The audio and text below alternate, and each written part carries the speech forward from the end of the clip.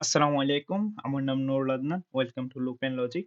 আজকে আমরা আমাদের একটা নতুন কোর্স স্টার্ট করতে যাচ্ছি যেটার নাম হচ্ছে engineering mathematics. So engineering mathematics দিয়ে অনেকের ধারণা আছে যে এটা অনেক খুবই কঠিন এবং ডিফিকাল্ট একটা সাবজেক্ট। সো আমি বলব আসলে তা না। যদি বুঝতে পারেন এটা তাহলে খুবই ইজি একটা সাবজেক্ট। ঠিক আছে? তো এখানে একটা আমাদের কোর্সের আউটলাইনটা দেওয়া আছে। কোর্সের কনটেন্ট এবং অবজেক্টিভ সম্পর্কে আপনারা একটু দেখে নিবেন। আমি বলি যে এই কোর্সটি একটা প্রিরিকুইজিট আছে। সেটা হচ্ছে ডিফারেন্সিয়েশন এবং ইন্টিগ্রেশন। এবং এই কোর্সের সবগুলা ম্যাথই ডিফারেন্সিয়েশন এবং ইন্টিগ্রেশন এর উপর নির্ভরশীল। তার মানে এটা না যে আপনাকে খুবই অ্যাডভান্স লেভেলের ইন্টিগ্রেশন এবং ডিফারেন্সিয়েশন পারতে হবে না। যদি আপনি বেসিক ফর্মুলা এবং বেসিক রুল গুলা পারেন তাহলেই হবে। বেশি অ্যাডভান্স লাগবে না। এবং কি আমি যখন ম্যাথ গুলা করাবো সাথে, সাথে আমি বলে দেব যে ডিফারেন্সিয়েশন এর কোন রুল গুলা পড়তেছে বা কোন ফর্মুলা গুলা ইউস হচ্ছে আমি প্রোভাইড করব। সো আমরা একটু মডিউলটা একটু দেখি। আমরা ফার্স্ট এর ডিফারেন্সিয়েশন ইকুয়েশন যে আমাদের মডিউল 1 এটার উপরে আমরা সাধারণত ২ টা লেসন নিবো, ২ টা ক্লাস নিবো। একটা হচ্ছে কনসেপ্টের উপর আরেকটা হচ্ছে ফরমেশন অফ ডিফারেনশিয়াল ইকুয়েশন। তারপরে মডিউল 2 হচ্ছে আমাদের ওডিই সলভ করা। বিভিন্ন মেথড আছে। এটার উপরে আমরা প্রায় ৪ টা লেসন ৪ টা ক্লাস নেবো যেখানে সেপারেশন ভেরিয়েবল, ইন্টিগ্রেশন একটা, লিনিয়ার এর উপর, বার্নৌলিজ উপরে এবং হোমোজিনিয়াস এবং এক্সাক্ট এর উপরে। তারপরে আছে লিনিয়ার ওডিই উইথ হায়ার অর্ডার। এটার উপর আমরা একটা লেসন নিবো। তারপরে হচ্ছে ওডিই উইথ ভেরিয়েবল কোএফিসিয়েন্ট এটার উপরে আমরা একটা লেসন বা একটা ক্লাস দিব এবং ল্যাপ্লাস ট্রান্সফরমেশন এবং ইনভার্স ল্যাপ্লাস ট্রান্সফরমেশন এই ২ টা মিলে আমরা ৩ টা লেসন নেওয়ার চেষ্টা করব। একটা হচ্ছে ল্যাপ্লাস ট্রান্সফরমেশন, একটা ইনভার্সের এবং একটা হচ্ছে অ্যাপ্লিকেশন অফ ল্যাপ্লাস ট্রান্সফরমেশন এবং ফোরিয়ার ট্রান্সফরমেশন থেকে আমরা ২ টা ক্লাস করব, ২ টা লেসন করব। একটা হচ্ছে ফোরিয়ার ট্রান্সফরমেশন নিয়ে আর একটা হচ্ছে ফোরিয়ার সিরিজগুলো নিয়ে। সো এটা হচ্ছে আমাদের মূলত একটা কোর্সের আউটলাইন। আমরা কয়টা ক্লাস নেব, কয়টা চ্যাপ্টার উপরে। এছাড়াও আমরা হচ্ছে বিভিন্ন ইউনিভার্সিটির কোয়েশ্চেন গুলা যে এক্সামে যে কোয়েশ্চেন গুলো এসেছে ওই কোয়েশ্চেন গুলো আমরা সলভ করব এবং প্র্যাকটিস শিট দেওয়া হবে। সো সবকিছুই প্রোভাইড করা হবে। আপনার টেনশন নেওয়ার কোনো দরকার নেই। আমরা ডাইরেক্ট লেসনে চলে যাই। ফার্স্ট এর ক্লাসটা আমরা শুরু করি। What is differential equation? Differential equation কিছুই না। একটা নরমাল ইকুয়েশন যদি ডিফারেনশিয়াল কোএফিসিয়েন্ট থাকে তাহলে ওটাই হচ্ছে ডিফারেনশিয়াল ইকুয়েশন। ধরেন আমি একটা ইকুয়েশন লিখলাম আপনার y equal to x square y equal to x square plus 10x এটাতে যদি আমি ডিফারেন্সিয়েশন করি তাহলে dy by dx equal to 2x plus 10। তো এই ইকুয়েশনটা হচ্ছে একটা ডিফারেনশিয়াল ইকুয়েশন এবং এই ইকুয়েশনের যে এই টার্ম যেটা dy dx এটাই হচ্ছে ডিফারেনশিয়াল কোএফিসিয়েন্ট। ঠিক আছে? কোন ইকুয়েশনে যদি এই টার্মটা থাকে ডিফারেনশিয়াল কোএফিসিয়েন্ট থাকে তাহলে ওটাই ডিফারেনশিয়াল ইকুয়েশন এবং অলওয়েজ যে নিচের যে টার্ম ভেরিয়েবল যেটা থাকবে এখানে x আছে এই নিচের ভেরিয়েবলটা অলওয়েজ ইন্ডিপেন্ডেন্ট ভেরিয়েবল। এখানে x এর জায়গায় y থাকতে পারে, z থাকতে পারে, u, t যা ইচ্ছে তা থাকুক এটা হচ্ছে অলওয়েজ ইন্ডিপেন্ডেন্ট। আর উপরে যেটা থাকবে সেটা হচ্ছে অলওয়েজ ডিপেন্ডেন্ট ভেরিয়েবল। এখানে y হচ্ছে ডিপেন্ডেন্ট ভেরিয়েবল এবং x হচ্ছে ইন্ডিপেন্ডেন্ট ভেরিয়েবল। এখানে আমি এক্সাম্পল দিয়েছি এটা। আরেকটা এক্সাম্পল এটা। এটা একটা ডিফারেনশিয়াল ইকুয়েশন। কিন্তু এখানে একটা নতুন টার্ম দেখা যাচ্ছে এই দেখো সেটা হচ্ছে D square Y divide by D X square. এটার মানে হচ্ছে আমি দুইবার ডিফারেন্সিয়েশন করতেছি। অর্থাৎ আমি ফার্স্টে D D X of Y এটা একটা ডিফারেন্সিয়েশন মানে আমি ওয়াই এক্স এর সাপেক্ষে ওয়াই কে ডিফারেন্সিয়েশন করতেছি একবার। এরপরে যদি আমি আবার ডিফারেন্সিয়েশন করি তাহলে ডিডিএক্স যদি আবার ডিফারেন্সিয়েশন করি তখনই এটা হচ্ছে এটা হয়ে যায় যে দুইবার আমি ডিফারেন্সিয়েশন করতেছি একটা টার্মকে একটা ডিপেন্ডেন্ট ভেরিয়েবলকে দুইবার আমি ডিফারেন্সিয়েশন করতেছি। যদি আমি তিনবার ডিফারেন্সিয়েশন করি তাহলে এখানে ৩ আসবে। যদি আমি ৪ বার করি এখানে ৪ আসবে।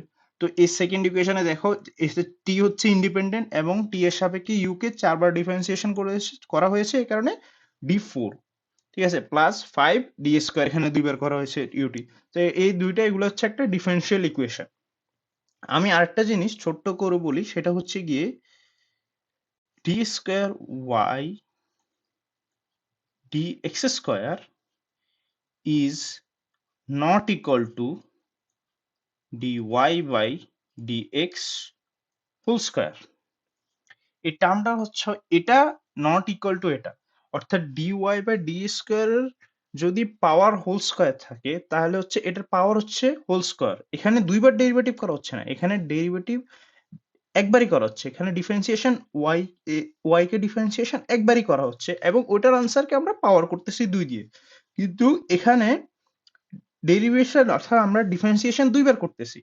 সো এই জিনিসটা আমরা খেয়াল রাখতে হবে। কখনো যদি এরকম আসে যে dy dx হোল স্কয়ার 2 থাকে তাহলে আমরা এটাকে এভাবে বসাবো না।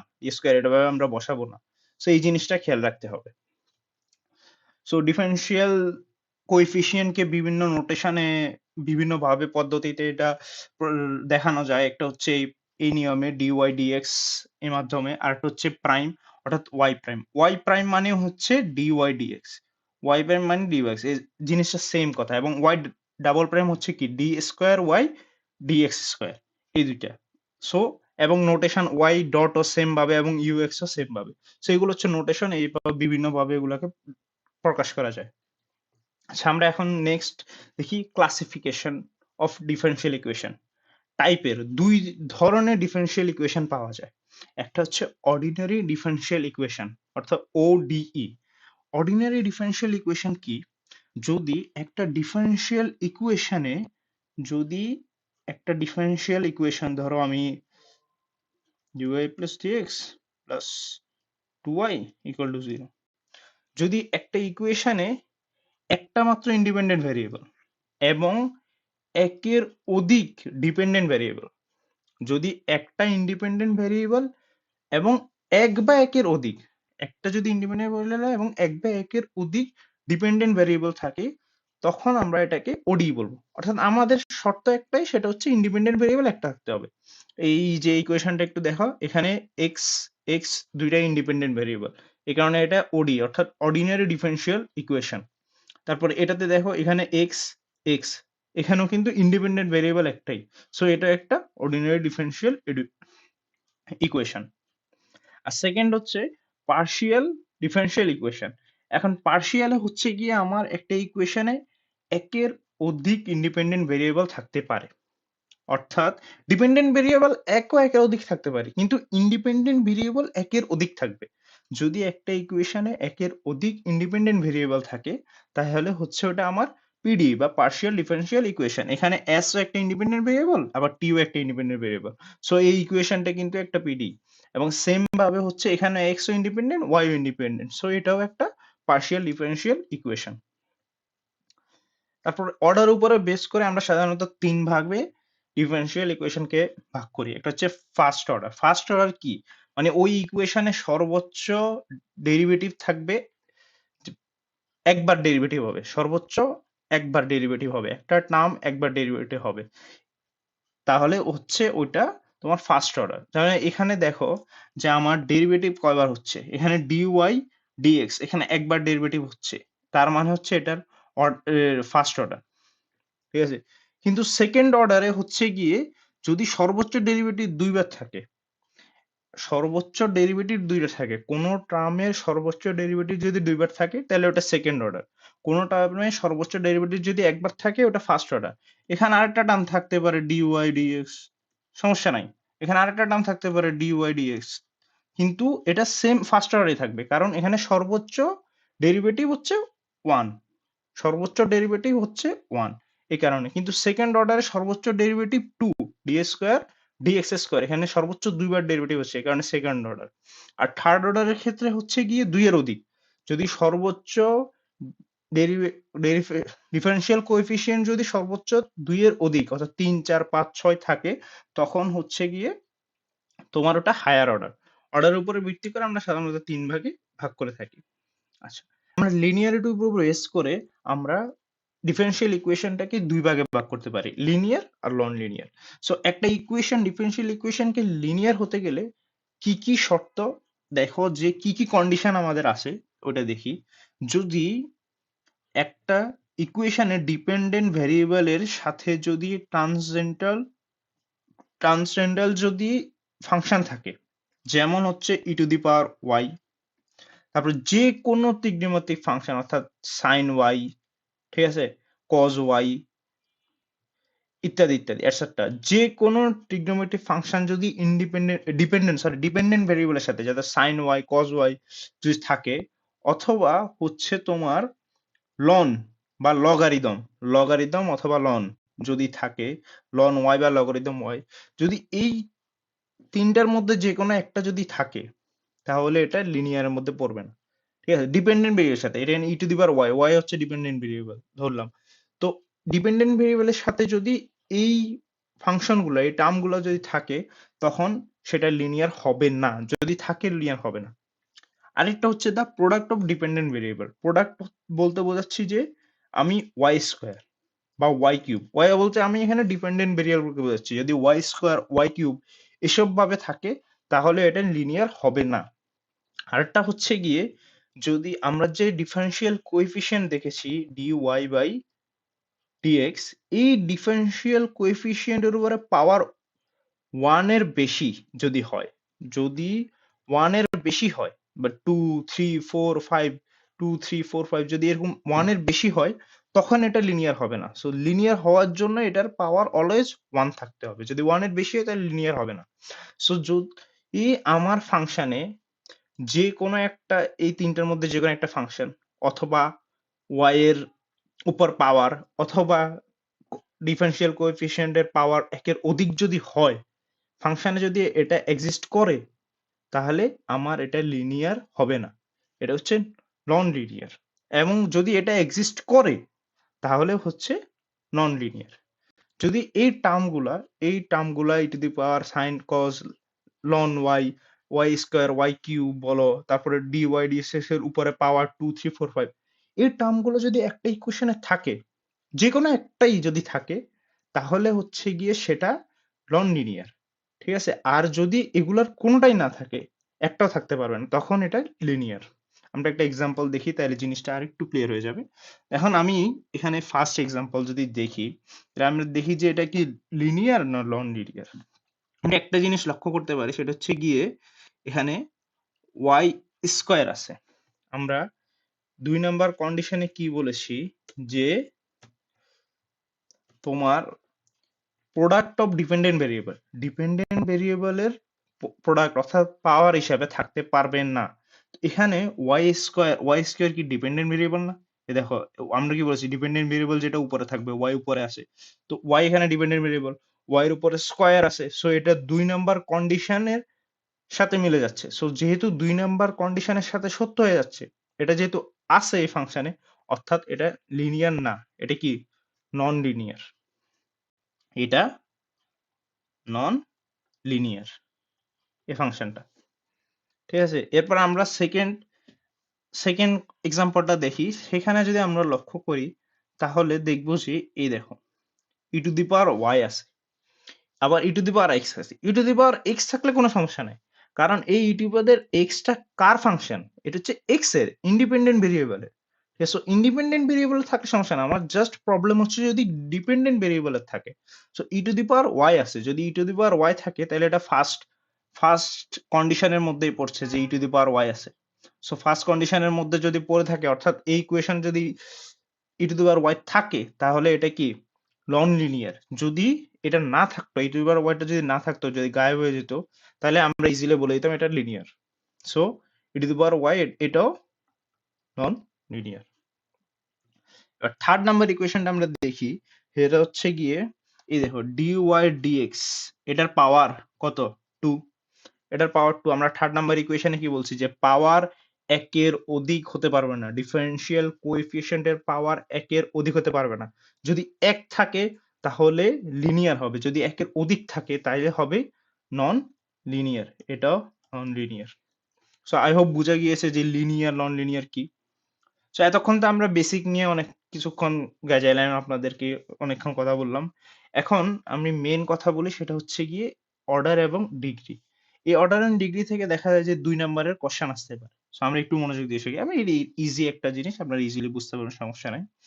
আচ্ছা, কোন একটা ইকুয়েশনে আমাকে কোশ্চেন এভাবেই করে সাধারণত, যে একটা ইকুয়েশন দেওয়া থাকলে বা ওখান থেকে বলবে যে আপনি এই ইকুয়েশনের অর্ডার বের করো এবং ডিগ্রি বের করো। ঠিক আছে, সো কোন একটা ইকুয়েশনের অর্ডার বলতে বোঝায় যে ওই ইকুয়েশনে সর্বোচ্চ ডেরিভেটিভের সংখ্যা কত, অর্থাৎ সর্বোচ্চ ডেরিভেটিভের হাইয়েস্ট ডেরিভেটিভ কয়বার আছে, হাইয়েস্ট ডেরিভেটিভ কয়বার আছে। এখানে যদি দেখি আমার একবার আছে ডেরিভেটিভ, এ ডিওয়াই ডিএক্স একবার হচ্ছে, সো এখানে অর্ডার আমার হবে 1। হাইয়েস্ট ডেরিভেটিভ হচ্ছে আমার একবার, এই কারণে আমার অর্ডার হচ্ছে 1। আর হচ্ছে কি ডিগ্রি হচ্ছে গিয়ে ওই হাইয়েস্ট ডেরিভেটিভ যেটা পাবেন, ওই হাইয়েস্ট ডেরিভেটিভের পাওয়ার, ওই হাইয়েস্ট ডেরিভেটিভের পাওয়ার কত আমাকে দেখতে হবে। হাইয়েস্ট ডেরিভেটিভের পাওয়ার এখানে কত 1, তো ডিগ্রি হবে 1। কিন্তু ডিগ্রির ক্ষেত্রে আমাকে আরেকটা জিনিস লক্ষ্য রাখতে হবে যে আমার ইকুয়েশনটা যেন আপনার রেডিক্যাল এবং ফ্র্যাকশন ফ্রি হয়। ফ্রি ইকুয়েশনটা free from radical and fraction ডিগ্রির ক্ষেত্রে, এটা আমি পরে বলবো যে রেডিক্যাল আর ফ্র্যাকশন ফ্রিটা কিভাবে করতে হয়। জাস্ট এখন জেনে রাখেন যে ইকুয়েশনটাকে রেডিক্যাল এবং ফ্র্যাকশন ফ্রি হতে হবে ডিগ্রির ক্ষেত্রে। আচ্ছা, সেকেন্ড লাইনের এক্সাম্পল আমি দেখি যে এখানে আমি কি বলেছি, অর্ডারটা কি, হাইয়েস্ট ডেরিভেটিভ কত আছে, হাইয়েস্ট ডেরিভেটিভ এখানে যদি দেখেন হাইয়েস্ট ডেরিভেটিভ হচ্ছে এখানে দুইবার, মানে একটা টার্মে হাইয়েস্ট দুইবার ডেরিভেটিভ করা হচ্ছে ডি টু, যেহেতু এখানে হাইয়েস্ট ডেরিভেটিভ টু, এটার জন্য অর্ডার হবে কত 2। আর এটার ডিগ্রি, হাইয়েস্ট ডেরিভেটিভের পাওয়ার, পাওয়ার কত, হাইয়েস্ট ডেরিভেটিভ হচ্ছে এটা, এটার পাওয়ার আমার কত 1, রাইট। সো হাইয়েস্ট ডেরিভেটিভের পাওয়ার যদি 1 হয় তাহলে ডিগ্রি হচ্ছে 1। থার্ড নাম্বার দেখি, থার্ড নাম্বারও সেম, যে এটার অর্ডার কত হবে। এখানে হাইয়েস্ট ডেরিভেটিভ কয়বার আছে, সর্বোচ্চ দুইবার আছে। হাইয়েস্ট ডেরিভেটিভ সর্বোচ্চ কয়বার আছে, দুইবার আছে।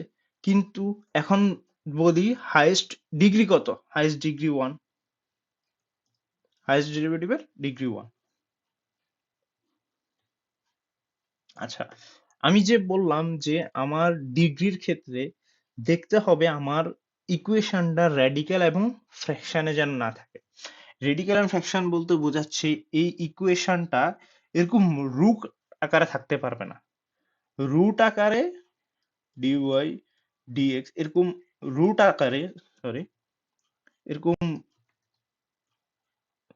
রুট আকারে অথবা ডিওয়াই ডিএক্স এরকম 1/2 বা 3/2 এরকম ফ্র্যাকশন আকারে, ফ্র্যাকশনের পাওয়ার এরকম আকারে থাকা যাবে না।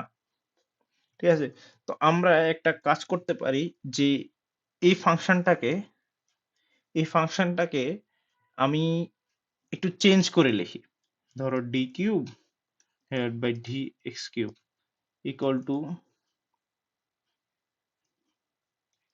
dy dx whole square plus 5 dy dx plus y divide by 1/5।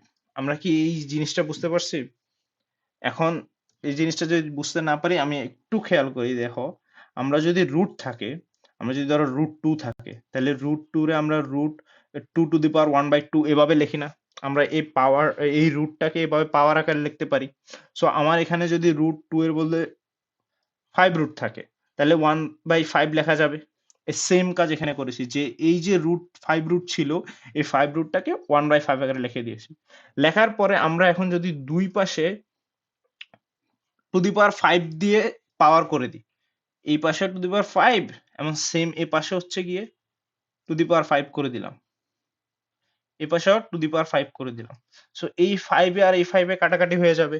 So এই 5 এ আর এই 5 এ কাটাকাটি হয়ে যাওয়ার পরে আমার লাস্টে কি থাকছে, ডি কিউব ওয়াই, এখানে ওয়াই হবে, sorry, d cube y D x cube, right, এটা to the power 5 equal to এই টার্মটা, ঠিক না? সো এখন তাইলে আমাকে এবার দেখতে হবে যে এটার অর্ডার আর ডিগ্রি কত। তো অর্ডার তো দেখাই যাচ্ছে যে সর্বোচ্চ কতবার ডেরিভেটিভ হচ্ছে, 3 বার। সো এটার ক্ষেত্রে আমার অর্ডার আসবে কত, এটার ক্ষেত্রে আমার অর্ডার হচ্ছে গিয়ে আমার 3। আর এটার ডিগ্রি, আপনি যদি এটাকে রেডিক্যাল বা এটাকে ফ্রি, রুটটা যদি ফ্রি না করতেন তাহলে আপনি বলে দিতেন যে এটার ডিগ্রি হচ্ছে 1, ঠিক আছে না? কিন্তু এটার ডিগ্রি 1 হলে তখন ভুল হয়ে যাবে। আমি কি যখন রুটটা আমি ফ্রি করলাম তখন আমি এটার ডিগ্রি কত পেলাম, 5। সো এটার ডিগ্রি হবে 5। আর সেম ভাবে হচ্ছে গিয়ে সেকেন্ড নাম্বার ম্যাথটা করতে পারবেন। সেকেন্ড নাম্বার ম্যাথটাও আমরা টু দি পাওয়ার 5 করে দিব, ফার্স্টে রুটটাকে পাওয়ারে নিয়ে নিব, টু দি পাওয়ার 5 করে দেব, টু দি পাওয়ার 5 করার পরে এখানে টু দি পাওয়ার 5 চলে আসবে এবং এই রুটটা চলে যাবে। এই রুটটা চলে যাবে। সো এটার জন্য তখন অর্ডার কত হয়ে যাবে? এটার জন্য অর্ডার হয়ে যাবে 2 আর এটার ডিগ্রি হয়ে যাবে 3। আর 3 নাম্বার 3 নাম্বারে আমরা যদি একটা কাজ করি সেটা হচ্ছে গিয়ে আমরা যদি কিউব করে দিই, অর্থাৎ এই পাশে এবং এই পাশে, এটা দেখতে হবে যে আমাদের ফ্র্যাকশন আছে কিন্তু পাওয়ারে। সো আমাকে এই ফ্র্যাকশনটা এলিমিনেট করতে হবে। তো আমি যদি কিউব করে দিই, এই পাশেও কিউব করে দিলাম এবং কি এই পাশেও কিউব করে দিলাম। তো এখন 3 এ 3 এ কাটাকাটি হয়ে যাবে। তো আমার তাহলে ফ্র্যাকশনটা চলে যাবে। ঠিক আছে? তো ফ্র্যাকশনটা চলে গিয়ে লাস্টে আসবে কি? 1 plus dy divide by dx whole square, এটার হোল স্কয়ার, এটার whole square equal to dx square y divide by dx square এটার কিউব। আপনারা আবার এটাকে গুণ করে দিয়েন না, এই 2 গুণ করে 4 করে দিয়েন না, কারণ হচ্ছে গিয়ে এই 2টা হচ্ছে এই সম্পূর্ণটা power 1 plus d y d x whole square, এই পুরাটার পাওয়ার হচ্ছে 2, কিন্তু এই 2 যেটা আছে ভিতরের 2, এই ভিতরের 2 হচ্ছে ডিওয়াই ডিএক্স এর পাওয়ার শুধু। সো এটার সাথে এটা গুণ করা যাবে না। সো এখন যদি আমরা এই ইকুয়েশনে অর্ডার এবং ডিগ্রি বের করি, আমার অর্ডার হচ্ছে গিয়ে কত 2 আর ডিগ্রি হচ্ছে গিয়ে 3। So that is for today. তো আমরা আজকে জাস্ট বেসিক দেখলাম এবং অর্ডার এবং ডিগ্রি সম্পর্কে জানলাম। সো এটা থেকে 2 নাম্বারের কোশ্চেন আসে সাধারণত। সো আমরা আরো সামনের দিকে দেখব। কালকে আমরা দেখব যে নেক্সট ভিডিওতে আমরা দেখব যে ফরমেশন, একটা ইকুয়েশন থেকে কিভাবে একটা ডিফারেনশিয়াল ইকুয়েশন ফর্ম করতে হয়। সো আল্লাহ হাফেজ। আসসালামু আলাইকুম।